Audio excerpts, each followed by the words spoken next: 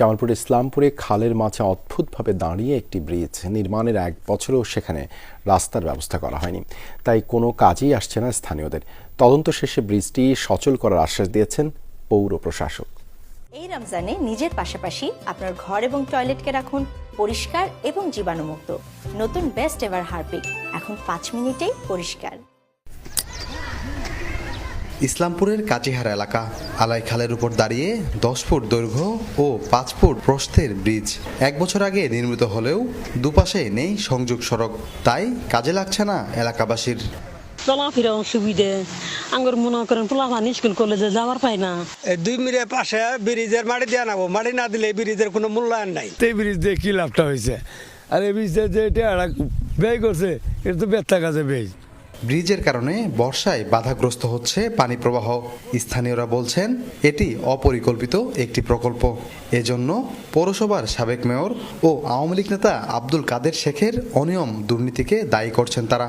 1 বছর থেকে ঠিকাদার কাজটা করে কই গেছে ঠিকাদার খবর জানি না। ব্রিজটা দেওয়াতে সরকারেরও ক্ষতি এবং আমাদেরও ক্ষতি। যে পরিমাণ জায়গাটা মানে এ জায়গায় দখলে নিছে, এটাই আমাদের লস। বিভিন্ন সময় আমাদের কাছে সরকারের প্রতিনিধি যারা নির্বাচনের সময় আমাদের কাছে আসে ভোট চাওয়ার পরে আমাদেরকে আশ্বাস দেয় যে আমরা এই কাজটা সম্পন্ন করে দিব, কিন্তু তাদের বক্তব্যের সাথে আমরা কোনো কাজে মিল পাই নাই। খাতা কলমে ব্রিজ নির্মাণকারী ঠিকাদারি প্রতিষ্ঠান কথা এন্টারপ্রাইজ, তবে এসবের কিছুই জানা নেই বলে দাবি স্বত্বাধিকারীর। আমি করি নাই, তনগা মেয়র সাহেব করছেন, মেয়র সাহেবের লোক দিয়ে করাইছেন। ওটা কোন অবস্থায় আছে এটা তো আমি বললাম না, অফিস বলতে পারবো।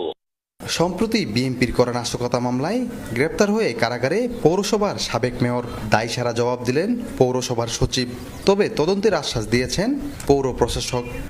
মাটি আমাদের ভরাট ছিল, কিন্তু সেটা ধুয়ে হয়তো বাইরে চলে গেছে।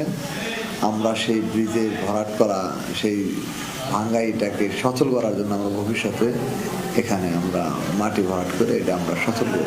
এখানে যদি কারো গাফেলতি থাকে আমরা সেটিও ব্যবস্থা গ্রহণ করব। পাশাপাশি রাষ্ট্রীয় অর্থের যেন অপচয় না হয় সেজন্য এটিকে কিভাবে ওয়ার্কেবল করা যায় আমরা সেই প্রচেষ্টাও চালিয়ে যাচ্ছি। 2022-23 অর্থ বছরে ব্রিজটি নির্মাণে ব্যয় হয় 37,21,170 টাকা। সাগর ফরাজি, যমুনা নিউজ, জামালপুর।